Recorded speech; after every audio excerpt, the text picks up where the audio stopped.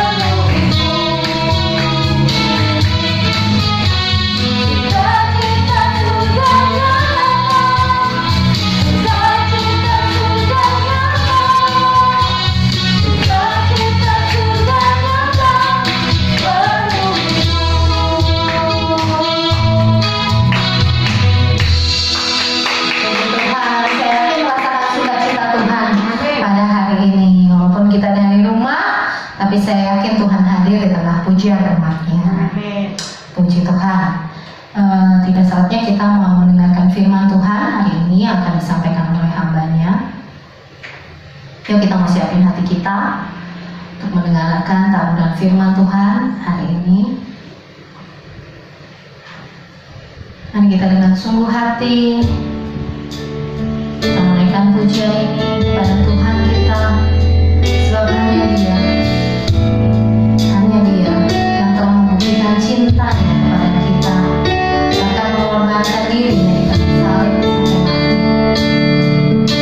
Mari sebagai rasa ucapan syukur kita di hadapan Tuhan, kita menaikkan pujian ini dengan lebih sungguh lagi. Terima kasih Tuhan.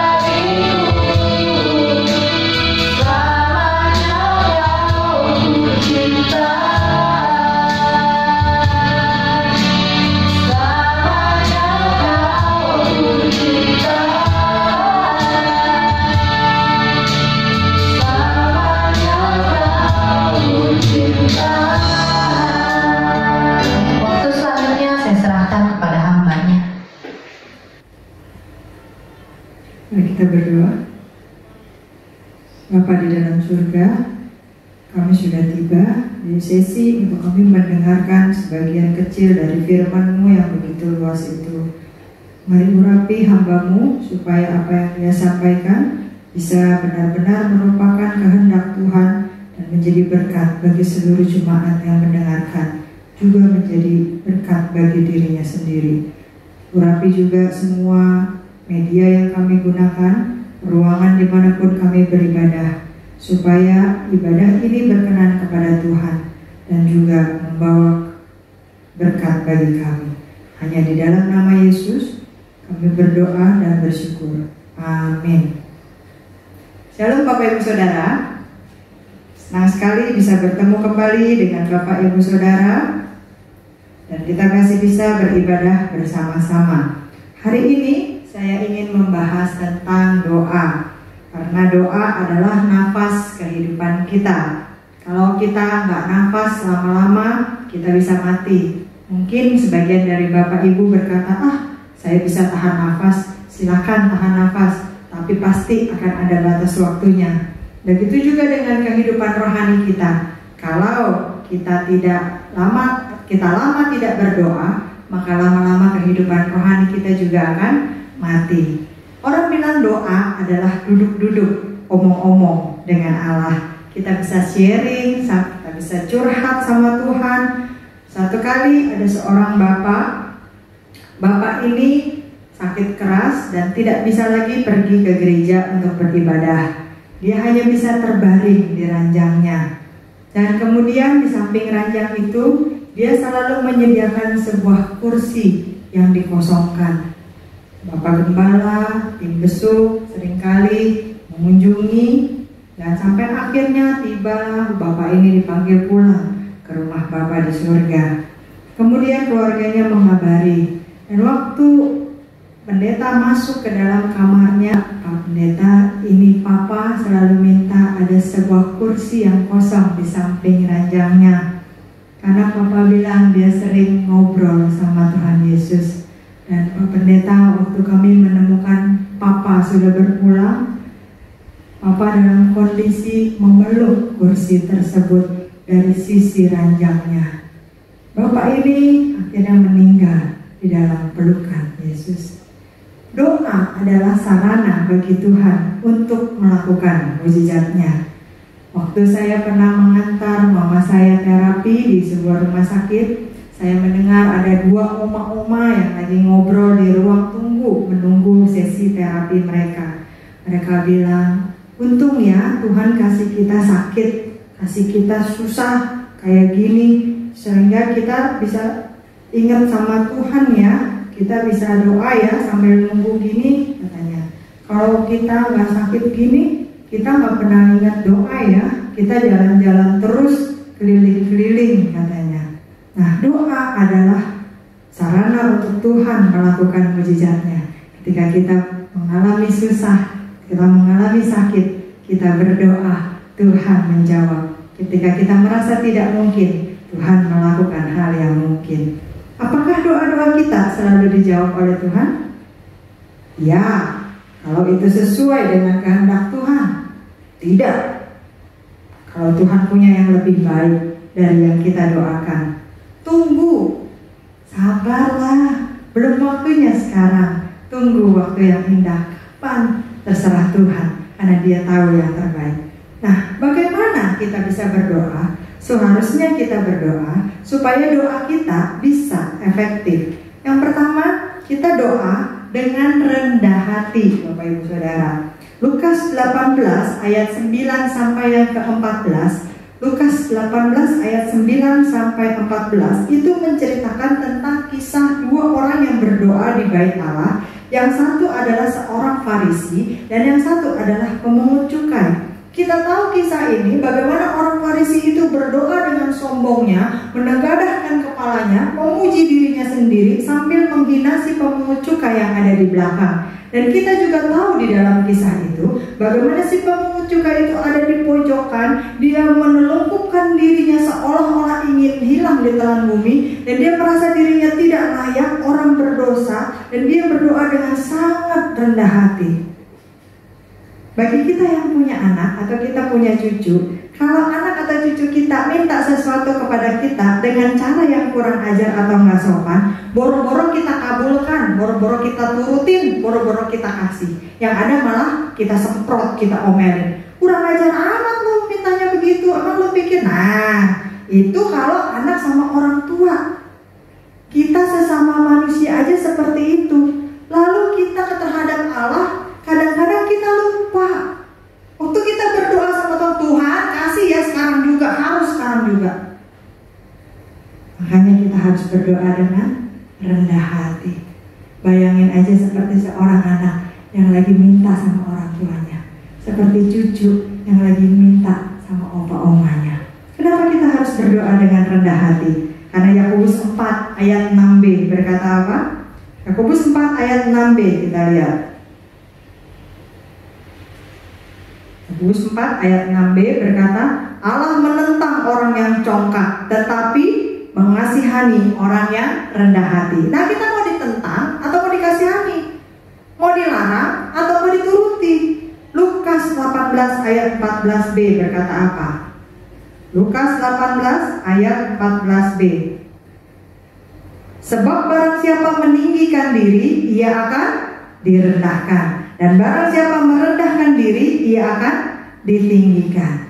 Nah, doa dengan kerendahan hati mampu menggerakkan hati Tuhan. Sama seperti anak cucu yang tadinya kita udah pikir lagi hujan, musim dingin begini, lagi nggak boleh makan es krim, ntar pilek, ntar batuk. Tapi karena anak cucu kita meminta, bisa ngambil hati, merayu, akhirnya yaudah deh, boleh deh, dikit aja ya. Nah, akhirnya jadi dikasih. Kita juga ketika kita minta kepada Bapa kita di sorga dengan segala kerendahan hati, bisa mengambil hatinya, maka bisa menggerakkan hati Bapa di sorga. Satu kali ada 3 orang bapak dan 1 ibu bertemu di dalam gereja. Ini ceritanya sebelum pandemi, jadi masih bisa ibadah begitu ya. Nah, bapak yang pertama berkata begini, putraku sangat tampan, tingginya 180 cm. Gelarnya sarjana teologi STH. Dia sekarang menjadi pastor. Kalau dia masuk ruang kebaktian, dia disapa Dear Father. Bapak yang kedua gak mau kalah, karena natur manusia adalah menyombongkan diri. Putraku MTH. Dia sekarang kardinal. Kalau masuk ke ruang ibadah, orang-orang nunduk Your Highness. Bapak yang ketiga, wah, dia mikir, lebih lagi gak mau kalah. Putra saya seorang profesor teologi. Dialah sang paus. Kalau masuk ruang ibadah, orang-orang menyembah dia, Your Holiness. Nah, tinggal 1 ibu ini, namanya juga Mak-mak. Mak-mak gak ada yang mau kalah. Makanya ada kata-kata the power of Mak-mak. Mak-mak selalu benar walaupun kadang salah. Putriku 21 tahun, cantik, beautiful, tingginya 175 cm, rambut panjang, body aduhai, super menarik, kulitnya putih mulus. Dia suka pakai rok mini yang ketat, tank top juga. Kalau dia masuk ruang kebaktian, orang-orang akan berkata, oh my God. Nah, Bapak Ibu, manusia naturnya suka menyombongkan diri. Walaupun kadang-kadang yang disombongkan itu hal-hal yang tidak benar, tetap aja dia mau berlomba menyombongkan diri. Jangan kita menyombongkan diri dengan banyaknya jam doa kita. Apalagi kalau hanya sekedar untuk mendapatkan pujian dari manusia. Karena 1 Samuel 16 ayat 17 berkata, Tuhan melihat hati, bukan rupa. Jadi yang pertama, ayo kita berdoa dengan kerendahan hati. Yang kedua, kita berdoa dengan iman, dengan percaya. Markus 11 ayat yang ke-24 berkata, karena itu aku berkata kepadamu, apa saja yang kamu minta dan doakan, percayalah bahwa kamu telah menerimanya, maka hal itu akan diberikan kepadamu. Jadi artinya belum lihat jawabannya, tapi tetap percaya sudah dapat. Mintanya dengan yakin, jangan bimbang. Yakobus 1 ayat 6 sampai yang ke-7. Karena orang yang bimbang hatinya tidak akan memperoleh apa-apa.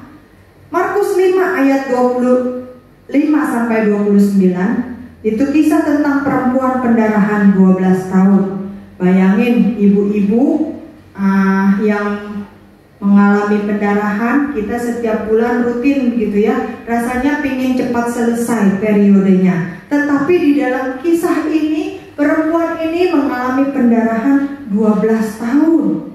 Dan pada waktu itu, orang yang sedang mengalami pendarahan atau datang bulan dianggap orang yang najis, tidak boleh ke tengah masyarakat, tidak boleh bersentuhan dengan orang lain. Tetapi dia berani mengambil resiko karena dia yakin, asalku jamah saja jubahnya. Jubah siapa? Jubah Yesus itu, guru yang akan lewat itu. Asalku jamah saja jubahnya, aku pasti sembuh.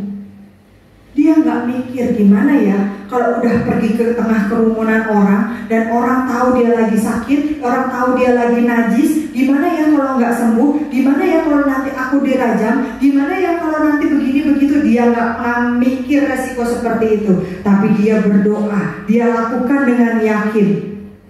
Asalku jamah saja jubahnya, aku sembuh. Dalam Lukas 7 ayat 1 sampai yang ke-10 kita bisa membaca satu kisah yang lain tentang perwira Romawi yang hambanya sakit parah. Begitu besar imannya sehingga dia bilang, apa guru, Yesus gak perlu datang ke rumah. Aku ini seorang komandan, aku juga punya anak buah. Kalau aku kasih perintah satu kata saja, mereka anak buahku akan kerjakan, mereka pasukanku akan lakukan. Jadi guru, katakan saja sepatah kata, maka hambaku akan sembuh. Dia begitu yakin akan kasih dan kuasa Yesus yang bersedia menjawab doa, permintaan, request orang-orang non-Israel. Sehingga dia bilang, gak perlu datang repot-repot, katakan saja sepatah kata.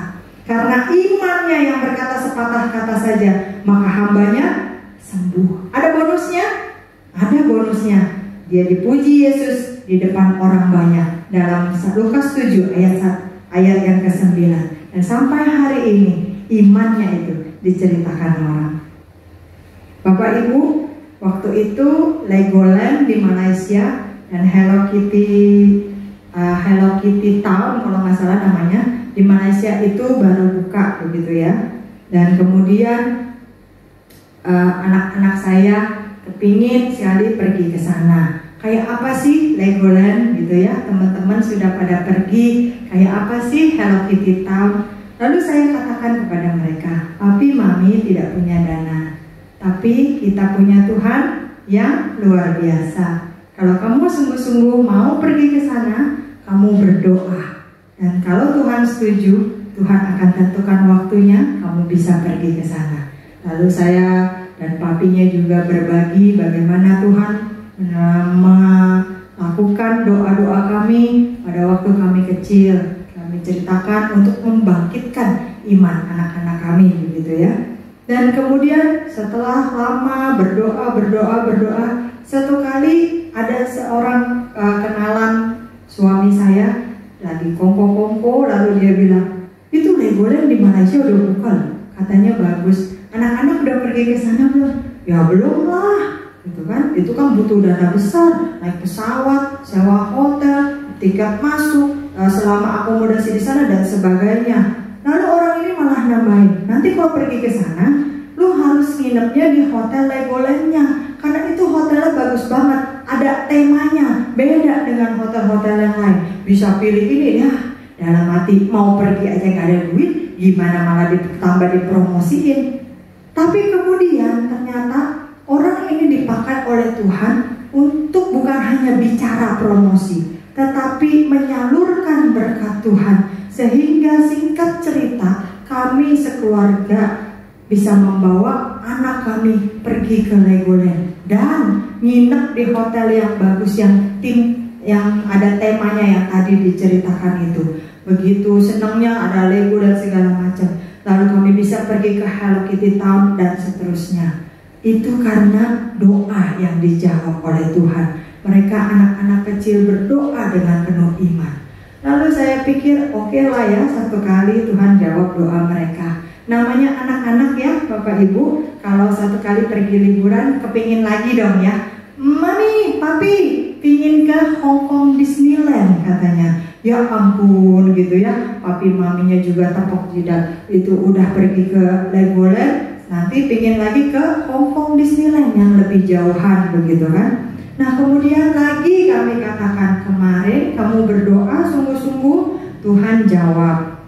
Sekarang tetap hal yang sama, kamu harus berdoa kata mereka. Kapan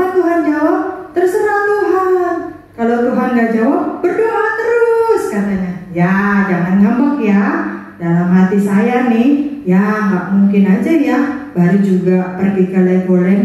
Pasti dalam jangka waktu lama mungkin bisa dikabulkan Tuhan pergi ke Hong Kong Disneyland. Tapi saya tetap suruh mereka berdoa dengan percaya. Pokoknya tiap malam mereka berdoa. Tidak berapa lama, mungkin kira-kira tahun depannya, Tuhan mengirimkan berkat melalui burung gagaknya, sehingga kami sekeluarga berempat bisa pergi ke Hong Kong Disneyland persis di hari anak saya yang sulung berulang tahun. Itu semua karena apa? Karena doa yang dilakukan dengan penuh iman. Makanya waktu murid-murid Yesus melarang anak-anak mendekat kepada Yesus yang lagi mengajar, Yesus bilang apa? Jangan dilarang, biarkan anak-anak itu mendekat kepadaku. Karena kita harus belajar dari anak-anak. Anak-anak ini gak mikir gimana kalau nanti doanya gak dijawab, gimana apa, mau cepat apa lama, enggak. Yang mereka tahu, mereka minta kepada Bapa di dalam surga, dan Bapa di dalam surga itu menjawab doa mereka. Tapi mami mereka kemampuannya terbatas, tetapi mereka punya Bapa di dalam surga yang ketika mereka berdoa dengan penuh iman pasti bisa menjawab dan memenuhi kebutuhan mereka. Lalu yang ketiga, kita harus berdoa dengan cara apa? Doa yang sesuai dengan kehendak Tuhan, maunya Tuhan. 1 Yohanes 5 ayat yang ke-14, 1 Yohanes 5 ayat yang ke-14.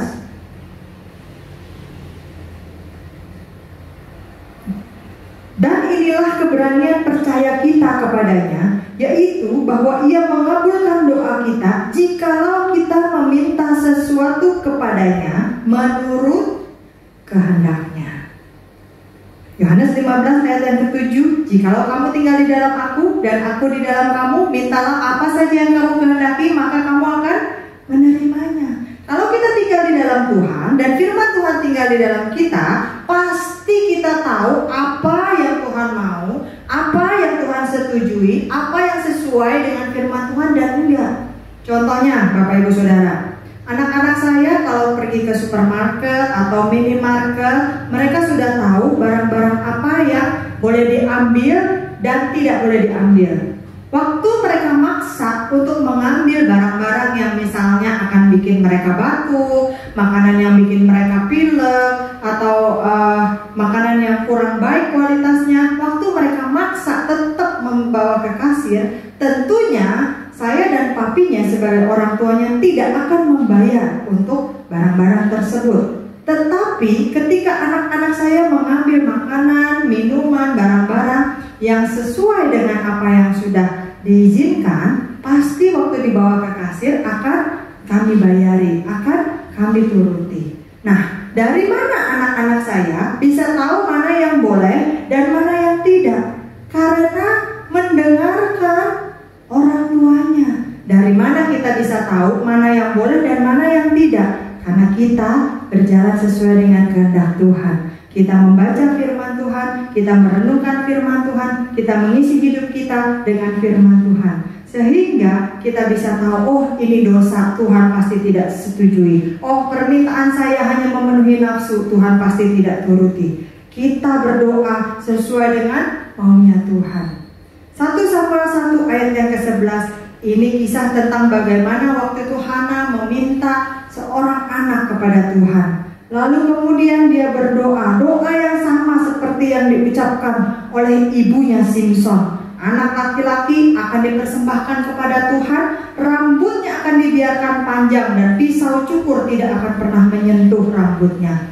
Nah, dari doa ini, karena doa ini sesuai dengan kehendak Tuhan, menyenangkan hati Tuhan, maka Hana bukan saja mendapatkan anak laki-laki yang dia minta, tetapi mendapatkan bonus dari Tuhan. Dalam 1 Samuel 2 ayat yang ke-21, dia bukan hanya mendapatkan Samuel yang kemudian dia persembahkan untuk menjadi hamba Tuhan, tetapi Hana melahirkan anak-anak berikutnya, bonus atas doa yang sesuai dengan kehendak Tuhan.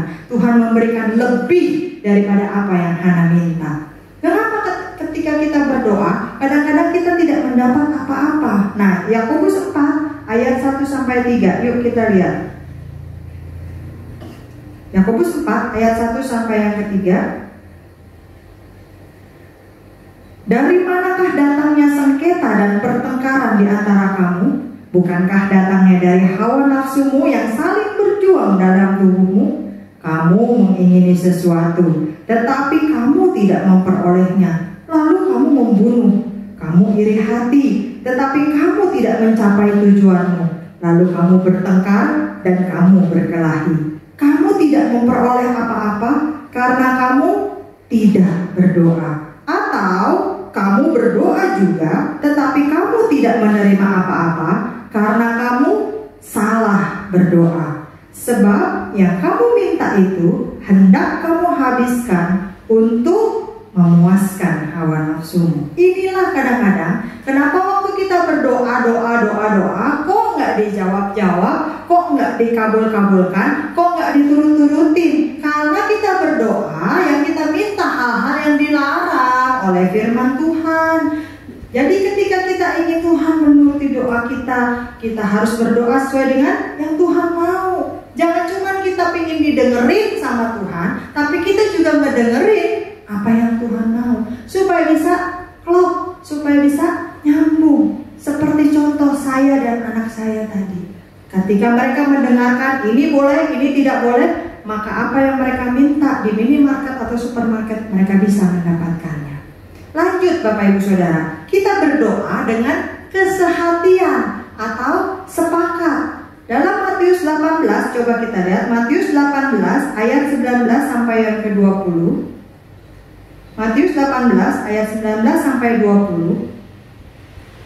Dan lagi aku berkata kepadamu, jika dua orang daripadamu di dunia ini sepakat meminta apapun juga, permintaan mereka itu akan dikabulkan oleh Bapakku yang di sorga. Dan seterusnya. Mazmur 133 ayat 1 sampai 3. Ini bahkan dijadikan lagu pujian. Rukun bersama, maka ada berkat Tuhan di sana. Kenapa kita harus sehati dan sepakat? Kalau tidak sehati, berkat bisa jadi masalah. Kalau kita sehati, damai dan rukun, berkat mengalir ke sana. Yuk kita lihat sebuah video singkat sebagai contoh atau gambaran.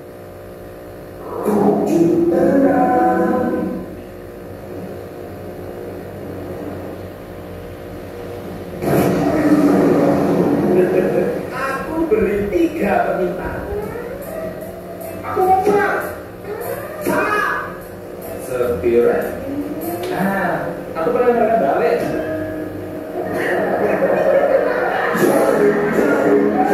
Yang penting healthy. Iya, Bapak Ibu Saudara, mungkin kita teringat ketika kita menyaksikan iklan ini di televisi. Bukan soal produknya yang ingin saya bicarakan, tetapi Bapak Ibu bisa melihat ini sebuah contoh yang membuat kita senyum-senyum ketika orang-orang itu tidak sehati, tidak sepakat. Berkat pun jadi masalah. Waktu mereka disampaikan oleh jin dalam cerita itu, aku beri kamu 3 permintaan. Lalu malah mereka semuanya jadi balik lagi karena tidak sepakat. Nah, Bapak Ibu, di dalam kehidupan sehari-hari, saya dan suami sebagai 2 orang yang berasal dari keluarga yang berbeda pun sering mendapatkan perbedaan pendapat. Namanya juga suami istri, begitu ya. Nah, tetapi ketika kami sepakat untuk sesuatu hal, maka kami melihat tangan Tuhan bekerja di sana. Selama kami belum sepakat tentang sesuatu hal, seolah-olah Tuhan menahan berkatnya, Tuhan menahan pertolongannya untuk mendidik dan memproses kami, suami istri ini, untuk bisa sehati dan sepakat. Karena tidak bisa berjalan satu ke kanan, satu ke kiri.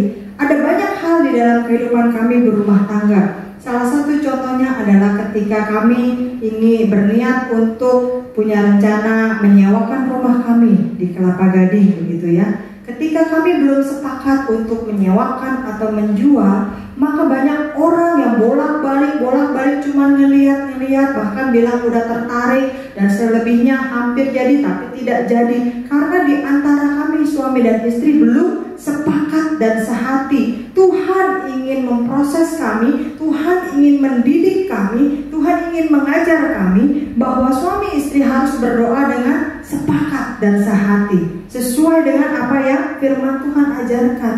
Ketika kami menyerah kepada Tuhan, kami mulai bersepakat, kami mulai sehati, maka di sana tangan Tuhan mulai bekerja di dalam kehidupan kami berumah tangga. Lalu yang kelima atau yang terakhir, kita berdoa dengan tekun. Tekun artinya keras hati, sungguh-sungguh, fokus, memusatkan segenap perhatian dan tenaga. Yakobus 5 ayat 17 dan 18 kita lihat. Yakobus 5 ayat 17 dan 18. Elia adalah manusia biasa sama seperti kita, dan ia telah bersungguh-sungguh berdoa supaya hujan jangan turun, dan hujan pun tidak turun di bumi selama 3 tahun 6 bulan. Lalu ia berdoa pula, dan langit menurunkan hujan, dan bumi pun mengeluarkan buahnya. Jelas di sini dikatakan Elia manusia biasa, bukan manusia super. Bahkan dijelaskan lagi sama seperti kita, saya, Bapak, Ibu, dan Saudara. Tapi kenapa ketika Elia berdoa, langit tidak turun hujan? Dan ketika dia meminta lagi, langit bisa turun hujan. Sebegitu perkasanya Elia, sampai hujan saja bisa dia atur. Kenapa bisa seperti itu?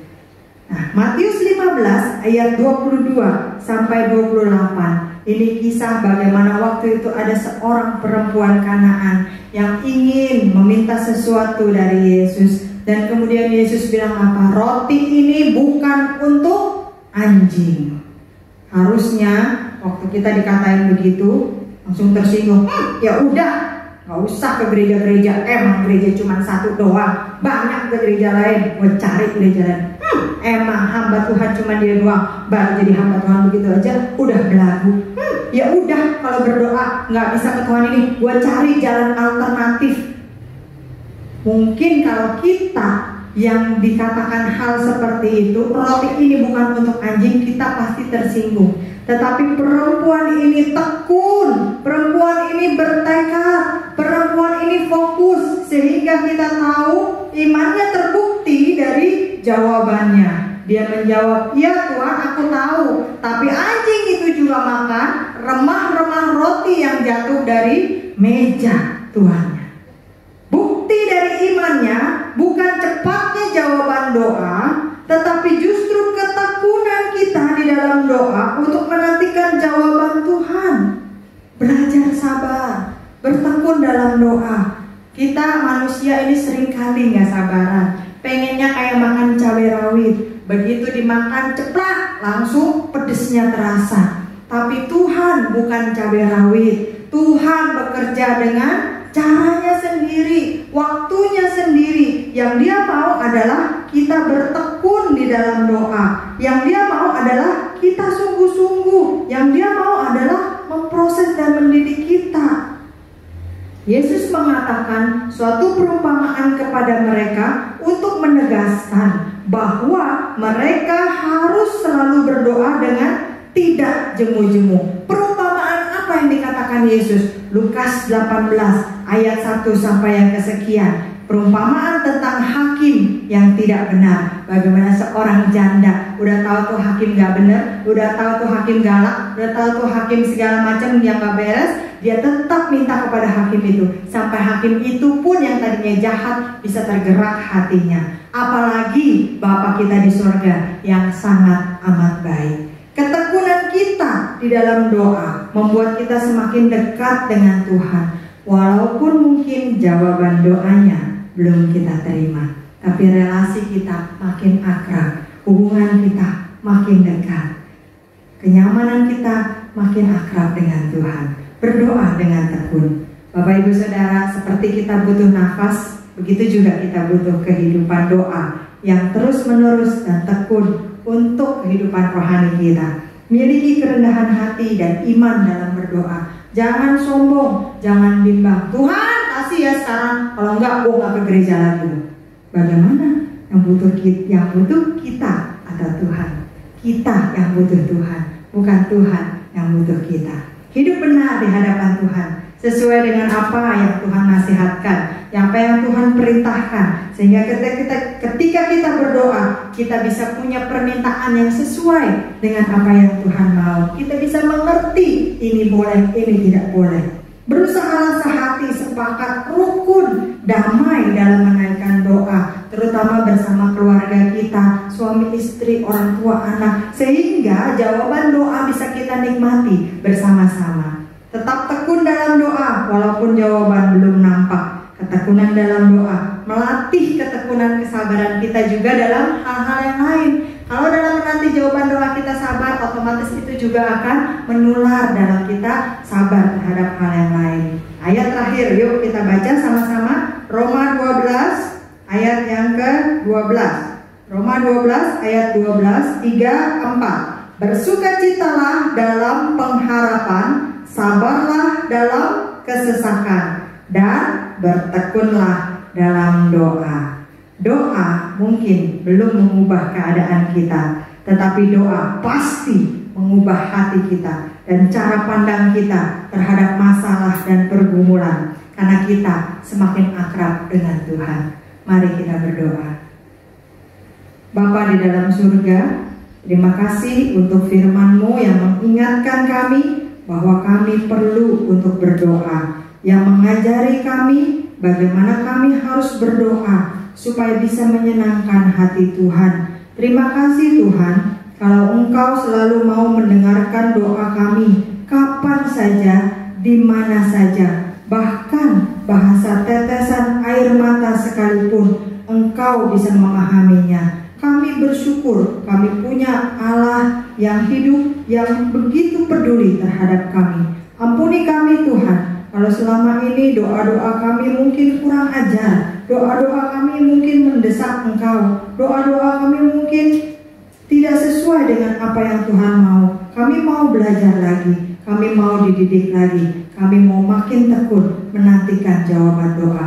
Lebih daripada itu, kami mau hidup kerohanian kami terus bertumbuh dengan berdoa. Kami mau makin dekat, akrab dengan Engkau. Terima kasih Tuhan. Mari Roh Kudus, ingatkan kami selalu, mampukan kami untuk melakukan firman yang sudah kami dengar, bukan hanya sekedar mendengarkan. Di dalam nama Yesus kami berdoa dan bersyukur. Mari yang percaya bersama kita katakan amin. Puji Tuhan, saya yakin kita semua diberkati oleh firman Tuhan yang telah disampaikan oleh hamba-Nya pada hari ini. Kini tiba saatnya kita juga berikan persembahan buat Bapak Ibu yang ingin memberikan ucapan syukur. Persembahan kita bisa di sebelah sini, nomornya bisa ditransfer ke rekening di sebelah sini. Terima kasih untuk persembahannya. Tuhan Yesus memberkati. Ini kita tiba di akhir ibadah kita. Saat ini kita mau menaikkan ucapan syukur kita lagi di hadapan Tuhan. Biarlah segala pujian hanya bagi Dia.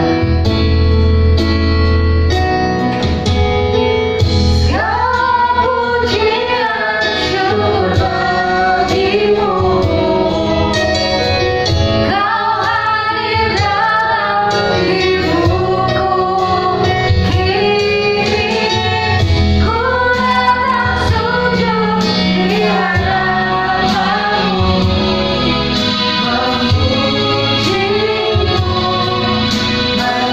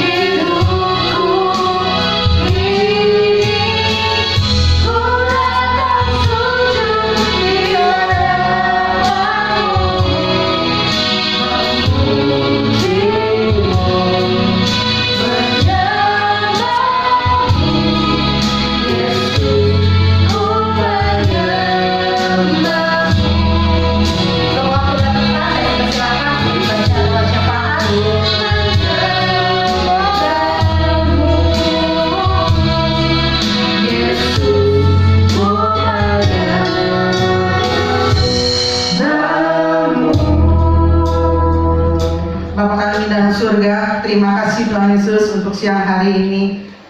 Kau sudah memberkati ibadah kami dari awal sampai akhirnya. Terima kasih untuk firman-Mu Tuhan yang sudah menguatkan kami Tuhan. Biarlah Roh Kudus yang memampukan kami untuk melakukan firman-Mu dalam kehidupan kami tiap hari Tuhan. Terima kasih Bapa, terima kasih untuk hamba-Mu yang sudah menyampaikan firman Tuhan. Kau juga berkati dengan berkat yang khusus Tuhan untuk pelayanannya, untuk keluarganya, untuk masa depannya. Kami serahkan hanya ke dalam tangan-Mu Tuhan. Terima kasih Bapa, juga untuk saudara-saudara kami yang sudah mendengarkan firman-Mu siang hari ini. Biarlah mereka juga boleh melakukan dalam kehidupan mereka hari lepas hari Tuhan. Terima kasih Bapa untuk anak-anak-Mu yang sudah melayani hari ini Tuhan. Biarlah Kau juga berkati mereka dengan berkat yang khusus.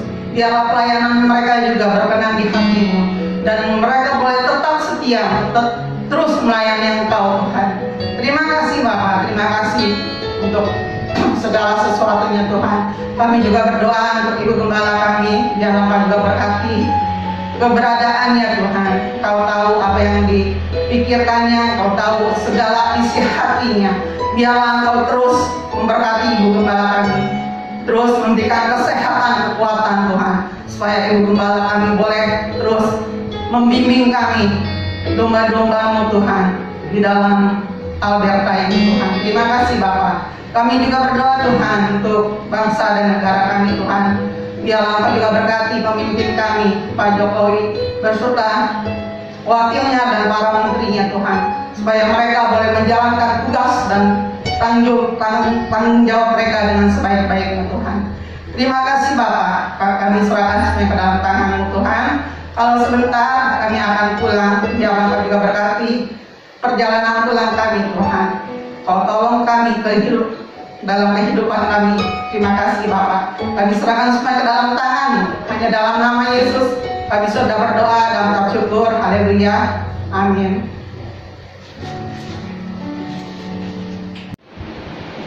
Bapak Ibu Saudara yang dikasihi Tuhan, ulanglah dan terimalah berkat Tuhan. Turunlah kiranya atas saudara-saudara semua kasih karunia dan damai sejahtera dari Allah Bapa, pengampunan dan kasih sayang dari Tuhan Yesus Kristus, penghiburan kenyataan bahkan pimpinannya dalam kuasa Roh Kudus memimpin kita semua mulai saat ini sampai Maranatha Yesus datang yang kedua kali. Di dalam nama Tuhan Yesus kami sudah berdoa dan bersyukur. Haleluya.